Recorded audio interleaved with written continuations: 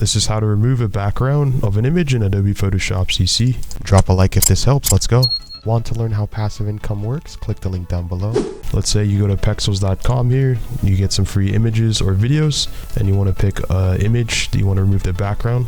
Say you pick an image. We're just going to download this image real fast. We'll remove it in Adobe Photoshop. Once the image has been uploaded or loaded in Adobe Photoshop CC, there's a couple of different ways you can do so. First, go right here under layers, right click on rasterize, click on W on your keyboard. As you can see in the middle hand screen, we should see select subject. This is one way to successfully remove the image or the background from the image. Right click on layer via copy.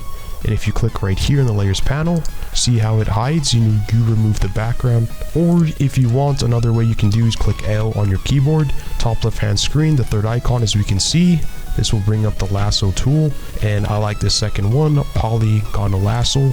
As you can see, Alt and scroll in with your mouse. You can simply do this and then click with your left mouse key. It creates a point, and let's say you want to remove the background. Go to the end of the image, up, go back and click here, click enter, and since it's rasterize, Alt and I'm scrolling out, you can click delete and it deletes the background completely for free.